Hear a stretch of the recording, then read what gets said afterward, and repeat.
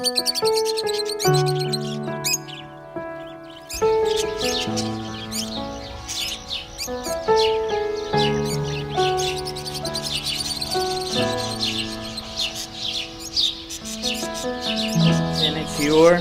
shiur is Lidun Nishmat Rafael Chai ben Esther. Huh? Yes. Rafael Chai ben Esther. And our shiur is also the Atzlachat Kol HaRavakim Befrat Gabriel Chai ben Reuven V'Leah Reb Miriam Kol HaRavakim שהשם ישלח להם בת זוגם שיחתנו השנה ויקימו בית נאמן בישראל. Amen. And our shiur is also their Refuah Shlema of Yehuda ben Leah. As Hashem send a speedy recovery, and everything should be successful. The breach should be in the right time, and you'll have a lot of hatzlacha. Hashem, see a lot of nachat ruach from him. This week's parasha is Vayetze. Vayetze. It's from the Ariya Kadosh standpoint, kabbalistically speaking, parashat Vayetze, where Yaakov Avinu, which is Bechir Sheba'avot, which his diukan, his image is etched in God's Kisei HaKavod. Like we know, God has 4 images etched in his Kisei HaKavod. One of them is the king of the beasts, which is a shor, a bull. One of them is king of all the wild animals, the lion. The king of the birds, which is the eagle, or the nesher, to be more exact. And the king of humans, which is Yaakov Avinu. Bechir Sheba'avot. Bechir Sheba'avot. Yaakov Avinu, which is the semblance of Am Yisrael, and actually we're called Am Yisrael because what's Yaakov Avinu's second name? Yisrael. That's why we say Shema Yisrael. That's what the Shvatim said to Yaakov Avinu. Listen, Yisrael. Hashem is our. How do they call their father by his name? That's a question of Kibud Avayim. Maybe when we get to Parashat Vayechi, we'll talk about it. How did they call their father by his name? But that's not our. It's not our question right now. But this week's parasha is so jam-packed, and we're learning Otzrot Chaim in our second shiur, and the whole Otzrot Chaim is in one sentence, not in one sentence, but it's the symbol, the worlds, is all in one sentence in Yaakov Avinu's dream when he sees the speckled, the spotted, and the checkered goats in his dream. And specifically in goats he sees it. Akudim, ha'olim alatzon, akudim, nikudim, uverudim. Aywa. So all those things that you think, oh, Yaakov Avinu, he was sitting with his goats and his sheep, and he suddenly saw speckled goats, spotted goats, and checkered goats. Oh, why is the Torah telling me the story? Hello? All the Torah Hasod is in that one sentence when he saw those goats. There is a rabbi called, I believe, the Yismach Moshe. He was the father of Satmar. Satmar, the Chassid, the Satmar, is one of the richest Chassidut today. And in America, by far, it's the largest Chassidut, by far. And the one who started in Hungary, the Chassidut of Satmar, was a very big tzaddik. I believe his name was he was called by his book, the Yismach Moshe. And he said, I remember all 3 of my reincarnations. I don't know about you guys, but we don't even remember one of our reincarnations. We don't even know our Shorosh Neshama. You could pray for your Shorosh Neshama for years. To what is your soul made out of? What spiritual DNA? Till you're going to find that out. You know, I know a guy who's been praying for it for 10 years. Nobody's answering.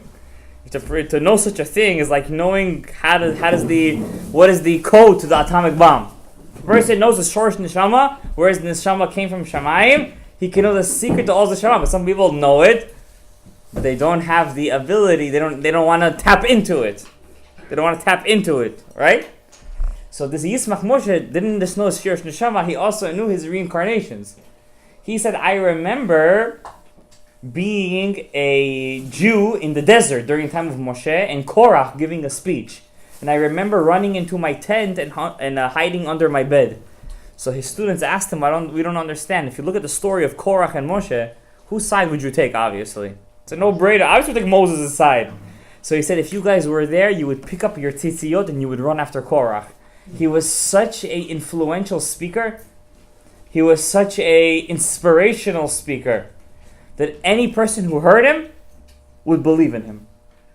So he said, I had to run under my bed and close my ears not to hear him. So they asked him, what was your first reincarnation? He said, I remember being inside one of the sheeps of Yaakov Avinu. And I remember how Yaakov Avinu, how he was doing hitbodedut. How he was talking to God while he was watching Lavan, his father-in-law's flock. For how many years he watched his flock? 14. More. Yeah. After the 7-7, 21. He watched it for more years because he needed to make Money. kesef, right? The 7-7, he just worked for his wives, right? But after that, and we guys were, we have to, what? He just was watching sheep. You know what a watch sheep is? Did you ever go to Queen Zoo? You know how smelly sheep are? There's a whole halakha in the Shulchan Aruch. Could you say Shema next to sheep feces? Imagine Yaakov Avinu for 14 years. How old was he when he got married to Leah? 84 years old. 84. Imagine. And he was 14 years inside Shem 63, 80, it was 14. He was 84 when he married Leah. He was an old man. Don't forget, who prayed to be old? Back then, people stayed young. They got to the age of 30. The way they looked when they were 30, they stayed that way until they did Hapchi, and then the Neshama came out. And then Avraham Avinu came along, and he said, Hashem, bless us to look old. It's a blessing to look old. Did you know that? To grow white hair is a blessing. I didn't do it actually. Also chayim. So it's a blessing to look old. And Yaakov Avinu, obviously at the age of 84, I could assume he was actually starting to gray. Because how old did he live to? 147. He was 130 when he met Paro. For 17 years he lived in Egypt, which was the best years of his life. So he was pretty old. He looked old too. And according to the most Mefarshim, Rachel and Leah were minors at that time. Okay, so it wasn't a simple act over here. You know? And Yaakov Avinu, he got to Lavan's house. You think he just got over there? He knew what he was getting into. He knew his father-in-law was a very crummy guy. He knew his father-in-law was not just a lawyer. He was the biggest Baal, how you say, Kishuf. You know what Baal Kishuf is? Esav Harasha. You know what Esav is? Kulo Kaderet Se'ar. Somebody asked me the other week, I gave a shiur. I said Esav, he drank the nida blood of his mother. So somebody asked me in a chat, family member, so the shiur, he said, how did Esav drink the nida blood of his mother? Prove it to me. Show me the source. Show me the source? Think I'm making stuff up over here? I opened up to the book Torah Lishma. In the name of the Midrash Avakir, it says over there, Esav Shata Mei Nida Shel Imo. Shata Mei Nida Shel Imo. Another Midrash says that Esav Harasha, who was the semblance of Edom, blood, destruction, he was afraid to come to the land. He was afraid to come to him. Why was he afraid to come to him? Because the Trafim. Lavan had a certain avodah zarah where he would chop the heads of firstborns, specifically firstborns, and he would put a certain tas shel zahav. You know what a tas shel zahav is? A golden plate inside the head, in the mouth,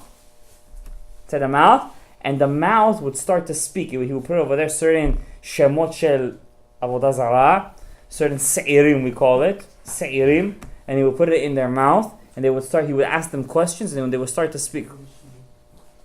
And Esav was afraid to go to Lavan. He said, my uncle is going to chop my head off.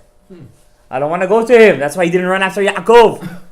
You know? And somebody in my class today, I was saying this. I got off on a certain tangent. I wasn't supposed to. And I said this to Rasha. And he said there is a show called Game of Thrones. He told me. And in this show, there is an episode where one of the characters goes inside this dome, and there's heads of all the people over there, and they start speaking. And I told that boy, I said, where do you think they got that from? Yes, they open up our Torah, because the Goyim can't come up with ideas. They open up our Torah. The producers are Jewish, and they open up our Torah, and they find out these ideas, and they make stuff out of them. And all the Yehudim who look at these things, instead of being connected to the Jewish people, what do? They became the Tum'ah part of the Yehudim. Tum'ah! Strafra! That's what happens. Because they take everything from the Yahadut. Everything from the Yahadut. And could you imagine Esav Harasha? Esav. You know who Esav was? Esav was him and his family alone conquered a nation called Seir. They conquered a nation, the Chori. He conquered them alone. That's what it said. And he was afraid of Lavan. And Yaakov Avinu went from the frying pan into the fire. He went into Lavan's house for what? Only for one reason, Rabbi Isai. To get married. Only to get married. That's it. There was only one reason to go from the frying pan into the fire. To get married. That's it. Nikuda. Period. Why? It's the first mitzvah in the Torah. Hashem made the whole Torah chapeh. You know what chapeh in Bukharian is? The Torah was supposed to start from Chodesh Hazeh Lachem, Rosh Chodesh. He made everything upside down. Why? Just to teach us what? Pururvu. The Torah says a person has to go into the lion's den. You know who Lavan was? He was such a rasha. When Yaakov Avinu worked for him, you know how many years he worked for him? 21 years he worked for that mischievous guy. You know what he told him afterwards? And you changed my maskoret. You know what maskoret is? My salary. Aseret monim. Rashi says over there, he changed it 1,000 times. One day he would tell them, you're taking this much amount. One day he would say, you're taking this. Every day he would change it. 1,000 times he changed it. And HaKadosh Baruch Hu made so many miracles for Yaakov. Every time Lavan would say something, Yaakov would be like, Poteach et yadecha, Mazbiya lecho chai ratzon. And Hashem would do the opposite to Lavan. But you know what? Even Lavan got rich from Yaakov. He said, God blessed me at your feet. God blessed me at your feet. Yaakov Avinu said, you know what? It's time to say salamat. It's time to leave this guy. He took his 2 daughters. He went. What did this Lavan do? Not only he worked for him for free for 14 years. An extra. And he stole from him. And he didn't have any boys. Lavan didn't have sons. He only had daughters. Ever since Yaakov came into this house, he started to have baby boys. Because when tzaddik is coming, a true tzaddik, brachaba. Yaakov came to Mitzrayim, the famine that was supposed to be 7 years, shut down. After 2 years it was done. Yaakov Avinu, he suffered the most out of all the avot. Suffered the most. He died the youngest.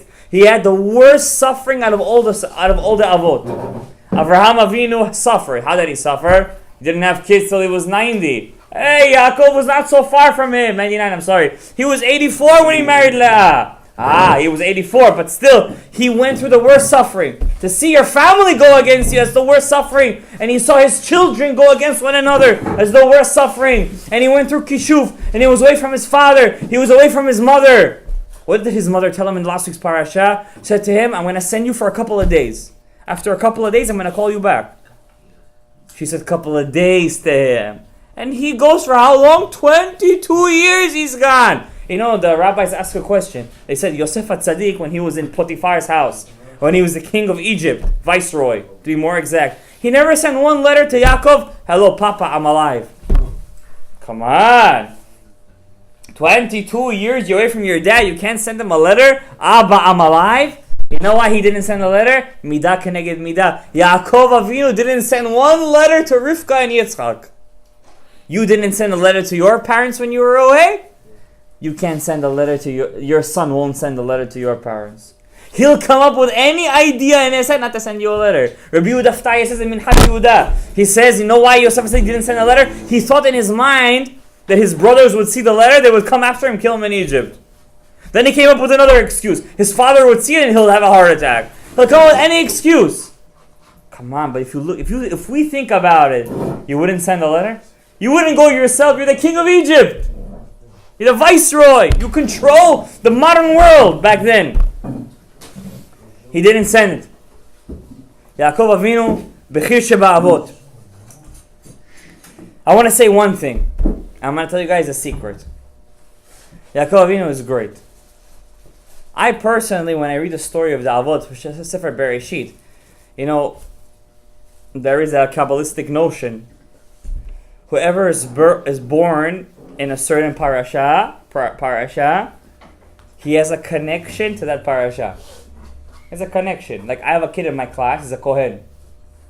He was born in Parashat Truma. What does Truma have to do with Kohanim? Everything. What do they get? Truma. The Torah Hasod explains, maybe not the Ari, but there's a notion. Nothing happens in coincidence, obviously. People who are born during Sefer Bereshit, they have a certain connection to the Pnimiut Torah. the Pnimiut Torah. That there are people who aren't born during the Parasha Torah. They were born during holidays, for example. They have a certain connection to the Arubot HaShamayim. People who are born during Sefer Dvarim, they have a certain connection to Mishneh Torah, Rambam. People who are born during Sefer Vayikra, they're very analytical people, because they're born during the Sefer Vayikra, which is talking about all the nitty-gritties of the Torah, the little halachot. There's many things. For example, if you're born on a Sunday, you have to read what's Aliyah Rishonah of your week's Parasha. What's Aliyah Rishonah of that week's, the first Aliyah of that week's Parasha, which is corresponding to Sunday, because you were born on a Sunday. You have to read it and learn it. Why? There's something about you in there. If you were born on a Monday, you have to read Aliyah Shniah of your Parasha. You're on Monday. Okay, Mazal Tov. If you were born during a Tuesday, you got to read your Aliyah Shlishi. Huh? What? Leah. Shniah is Levi? Yeah, obviously. So everything is for a reason. So, I personally, I love Parashat Vayera. It's my Parasha, it's about Avraham, Yitzhak, Akedah, Hachnasat Orchim, the sacrifice. But I have a personal love to Parashat Vayetze. Personally speaking, I love Parashat Vayetze, and I'll tell you why. Parashat Toldot is a Parasha I could cry. The last week's Parasha, Toldot. Why can I cry when I read that Parasha? A Jew has to always look at himself that he's one mitzvah short of having Olam Haba. You always have to look at yourself like that. You're one mitzvah short. And when you read the story of Esav HaRasha, and I call him HaRasha, you're not allowed to call the Satan HaRasha, by the way. Don't ever fight the Satan. Don't ever look at the Satan and tell them why you did that to me. May God do this to you. Don't ever do that. You're mitgarei in God's general. And he'll get you back for that. There's a story like that in the Gemara. I'm not going to get into the story right now. Masachat Ta'anit. You're never allowed to fight against the Satan. But Esav HaRasha, the father of Krit Machism, where the halacha is that a kohen shouldn't live b'chutz ha'aretz. He shouldn't live outside of Israel. Why shouldn't he live outside of Israel? Because the land over here is soiled with blood. It's makom shel tmei metim. It's halacha and Shulchan Aruch Yeridea. Only for 3 reasons you can come here: to get married, learn Torah, and Parasha. And this land is soiled with the blood of Jewish blood. All chutz la'aretz is soiled with Jewish blood. Israel too, absolutely, but Israel is a different story. If you want, you can ask me afterwards what's the halachic ramification. You are not going to ask me. I'm gonna come and remind you. Don't worry.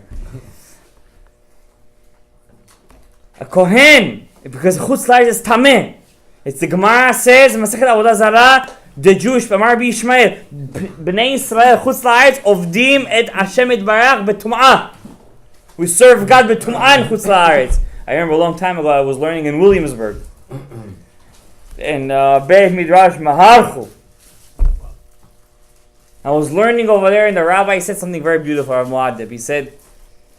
He said, even the greatest tzaddikim in outside of Israel, they don't have a chance against the Satan. They don't have a chance against them. Why? Because this is his area. This is his. Home team always has advantage, no matter what. If you're home team, you always have advantage, no matter what. If you're playing basketball, football, soccer, people, when you're at home, you feel comfortable. You feel comfortable. Satan feel very comfortable over here. We over here sitting at Lashem, you should know one thing. You guys thinking, our energies are combining over here to form a very big protection over all of, you could even say, United States. Yeah, I'm telling you. It's forming a very big protection. You believe it or not, it's happening right now because our energies are syncing together, our Shorshei Neshamot are syncing together to form a huge protection to Am Yisrael. But Yaakov, Esav, when Esav says in last week's parasha, he says to God, Halo habracha chad la'avi. Father, do you only have one blessing? Halo atzalta li baracha. Didn't you save me one? Rasha said that. When you read that, you can't help but feeling that you're Esav speaking. You can't help but feeling that. Because you say to Hashem, you're so full of averot, and you feel like everyone else is better than you in avodat Hashem. You say, Hashem, save me one spot. But you know what? We're not Esav. You know what that spot is? Do you know what Esav lost by losing the brachot? I'm telling you a chidush. It's a bomb chidush. You know what Esav lost by the bracha? He lost 6 shvatim. He lost Leah. He lost we're all the sons of Leah. I'm sorry to tell you this. We love Rachel and we all pray for Rachel, the Shekhinah, but we're all the sons of Leah. He lost Leah. He lost 6 shvatim. Yaakov was supposed to have 6. Esau was supposed to... He lost it. V'yiten lecha ha-Elohim. He lost 6. That's what he lost. He lost his bat zug. Leah was his bat zug. But God gave him one more chance. Who was that? Dina. But at that point already, in the second zivug, God said, now you're going to be in your brother's hands. What did Yaakov do? He hit her. What happened after that? He paid for it. Chamor ben Thanks. Chamor ben Shechem. And Marasaj, no? He paid for it. Esav lost everything. And you know what? I'm going to tell you guys a secret of secrets. Can I tell you a secret? How about off secret? That's off secret of secrets. Okay. When Yaakov lost Yosef, when he lost him, remember? And he was crying, Tarof, Toraf, Yosef. He lost his lovable son. Maybe nobody could feel what Yaakov felt. Because Yaakov felt very cheated when he lost Rachel that night. He felt very cheated. And I learned today, maybe you saw me seeing that, the Chida in Chomat Anach. He says over there in Parasha Vayetze that Rachel couldn't have kids because she hurt Yaakov Avinu's feelings by trading her spot, and she didn't tell Yaakov first. She hurt his feelings, and she felt that Yaakov didn't forgive her. And Yaakov said, I forgave you. But the question is, did he forgive you for lying to me like that? It's the Chomat Anach. It's the Chida said that. Did you know? It's an amazing feeling. I read it today. I remember seeing that in RV time in the Kol. I was shocked. Such an amazing chidush by the Chida. She did the mitzvah. She saved her sister's dignity. You know who her sisters? They were twins, by the way. Rachel and Leah were twins. But Leah was she was ugly. She was ugly. The Gemara says that the eyes of a person makes a person's face. Besides for the nose, the eyes also play a very important role. And the Gemara says, and the Zohar says too, that Leah used to sit by the road and she used to cry day after day after day after day. What's gonna be with my end? Am I gonna really marry Esav? She say, do you know who Esav is? You know who that guy is? Rachel didn't pray. Leah prayed. Leah prayed so much, because of Leah. There is a chidush of Rav Naftali Katz. I read it today. Rav Naftali Katz. Rav Naftali Katz said Leah prayed so much, she was the one that caused Esav to sell his Bechorah and to change the whole story of Am Yisrael. It was Leah's prayers. When I read that chidush, I had goosebumps. It changed the whole essence of Yehudi, of the Am Yisrael. It changed everything. Unbelievable. Am Yisrael changed. We changed. And you know why Leah was able to... I'm telling you a secret of secrets right now. You know why Leah was able to change the future of Am Yisrael? Rachel, the Zohar says, I don't remember the exact spot, but Rachel Imenu said that she saw that Am Yisrael, everyone should be equal. You want to be a Kohen? You want to serve in the Beit HaMikdash? You could serve. Why not? You want to be a Levi? You like to sing? You could be a Levi, why not? You play the drums? You could be a Levi, why not? You want to be Israel? You could be Israel. Everyone, it's a utopian world. Communism, but mitzvah kedusha. What did Leah see? Leah said, what are you talking about? Leah was a machanech. She was the eldest. She was in chinuch. You know what Leah said? No. We have a Kohen. We have a Levi. We have a Yisrael. In Yisrael, we have Talmidei Chachamim. You have Aretz. And you have a Bur. That's what Leah said. Right? So what are you talking about? Let's all be one. Ha ha. I read a Gemara 2 days ago. Masechet Nedarim, Daf Samech Chet. I think. Samech Chet or Samech Zayin. The Gemara said, and I never forget the story, because when I read the story of the Mekubalim, Kedushim, I shake. I get a certain awakening in my Yirat Shamayim, you know? There was a man who said to his wife, no more paycheck to you. That's it. I make a neder, you can't live in my house anymore until you give to Rabbi Yehuda Bar Ilai and Rabbi Shimon Bar Yochai to taste from your food.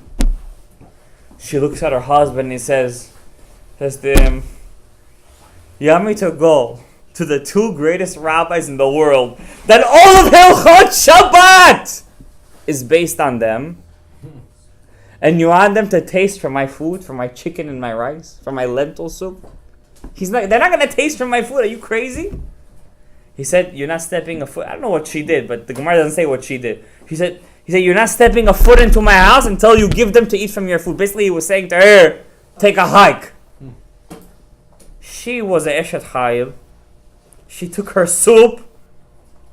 She went to Rabbi Shimon and Rabbi Yehuda. Who do you think tasted from the soup? Rabbi Yehuda or Rabbi Shimon? Huh? Yehuda, Rabbi Shimon. Whoever said Rabbi Yehuda is right. Thank you. Rabbi Yehuda, I thought that Rabbi Shimon would taste it. Why? Rabbi Shimon Bar Yochai, Zohar, Otzrot, Etz Chaim. You have to, if you're Merkubal, you're supposed to be like, open-hearted over here. You know what I'm saying? Take it easy. Not to be a kapdan. You know what Rabbi Shimon Bar Yochai said? Let her be a widow, let her children be orphans, but let not the kavod of the Torah fall on the ground. You think I'm going to taste something for her husband, who's a weirdo in the head? You think I'm going to put God down because of him? Rabbi Yehuda said, if God could wipe his name for a sotah, I'm not going to taste from the food. He took the food, the Gemara says, with his fingers. Took it and he tasted. I threw up. No, I'm saying, didn't say he threw up. In my head, that's how I see it. But Rabbi Shimon, he said, let her be a widow, let her kids be orphans. I'm not going to taste. Put Kvot HaTorah down. Who's right, Rabbi Yehuda or Rabbi Shimon? Elu v'elu divrei Elohim chayim. Why? Leah is right, not Rachel. You can't have a utopian world. Not everybody could be a Kohen. Not everybody could be a Levi or could be Israel. Not everybody could be a Talmid Chacham. There has to be levels. God said, Leah, you're the right machanech. One! 6 of them are coming out of you. Which 6? The Kohen came out of her, the Levi came out of her, and the Melech came out of her! What came out of Rachel? We don't know where they are today. Where is Yosef? Where is Binyamin? No one knows. Rachel mevakal banea inachinami. I'm going to tell you a secret. The Ben Ish Chai says in Od Yosef Chai, Parashat Vayetze, this week's Parasha, you want to bring Mashiach one way and one way only. Every day in your tefillah, say Hashem. Please remember what Rachel did to her sister, that she gave the signs to her. Ben Ish Chai says, you want to bring Mashiach? That's it. This is the ticket. This is the ticket. Say that every day in your tefillah. Remember, Rachel Imeinu wasn't jealous of her sister. In fact, she gave it over to her and she didn't say a word. In all of her life, she paid for it and she cried for it. And even Leah didn't even know what she did. That's what the old Yosef Chai says. Ina chinami. However, the Mechanech, the visionary, the one who saw into the future was Leah. She saw into the future. Ami said, what's the nafkamina to us, Rabotai? What's the nafkamina? And we parents, especially Sfaradim parents, you know what, not just Sfaradim, everyone, we go through all this. We have many kids. We have kids. Even 2 kids is considered a lot. Baruch Hashem. B'li ayin hara.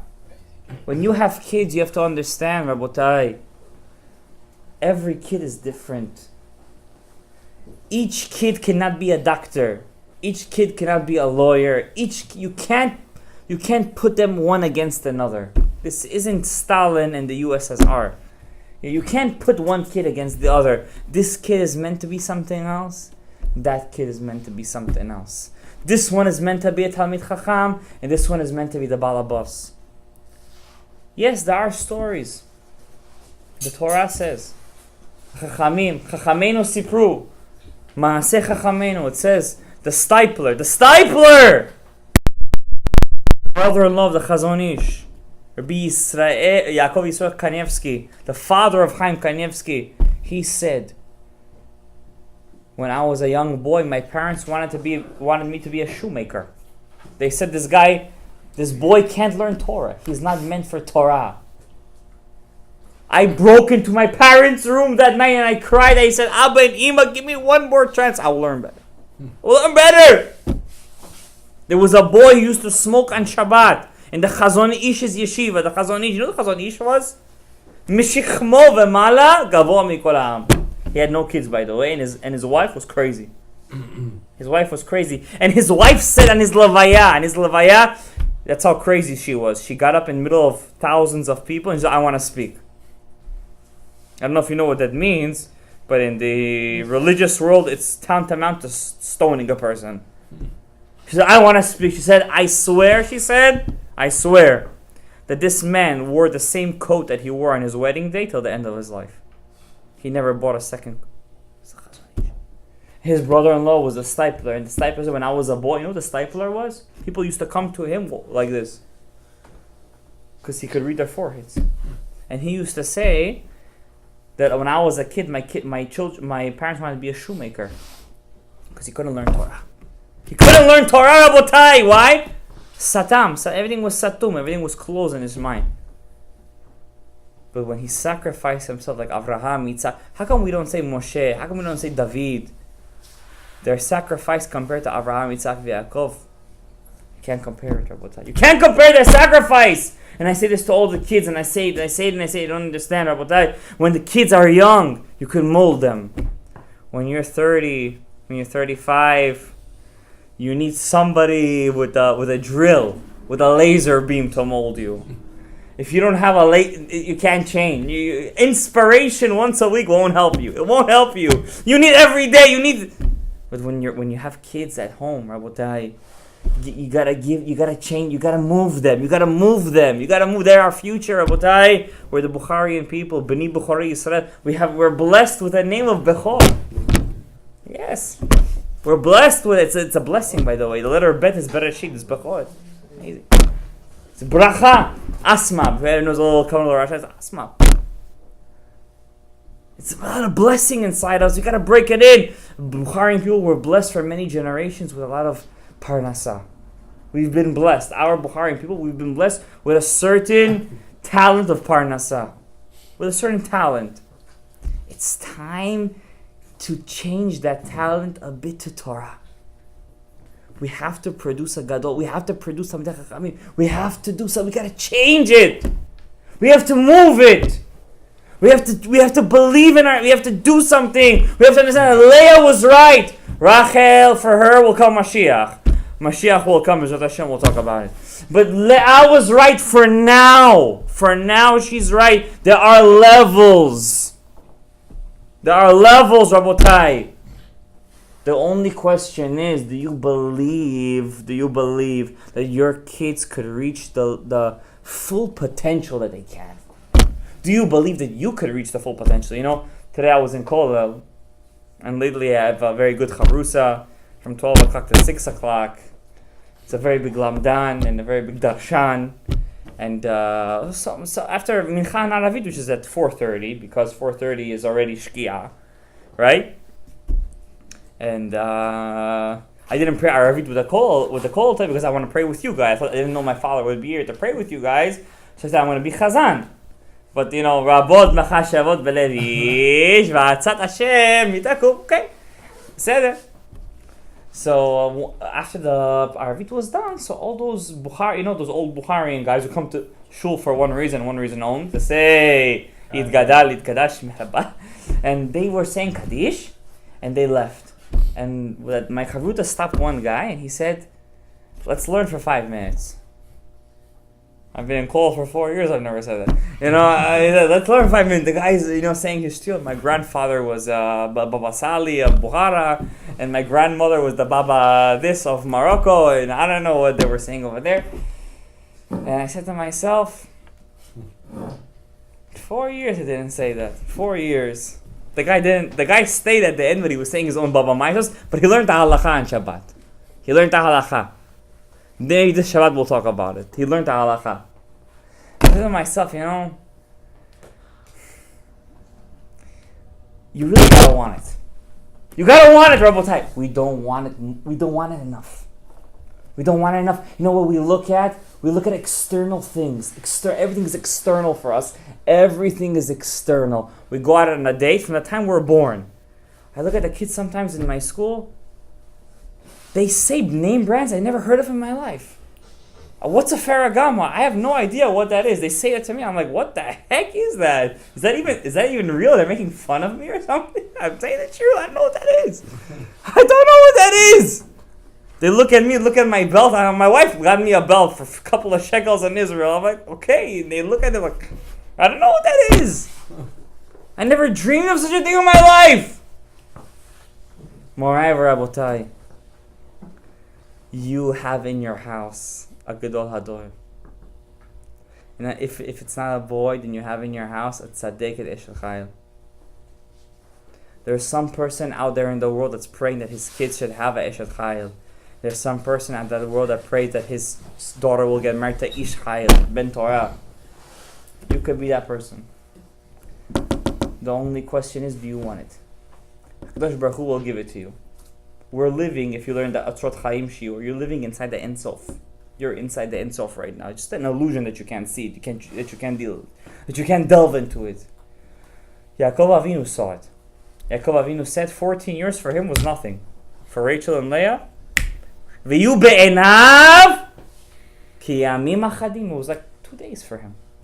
Because he was inside a time he was living in no time and no space.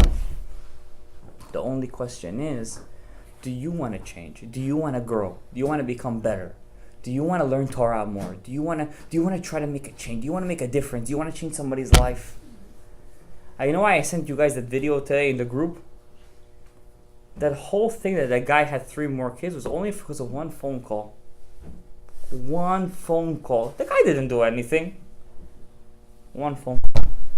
Rabotai, sometimes it takes all as one phone call. Baruch Adonai le'olam. Amen ve'amen.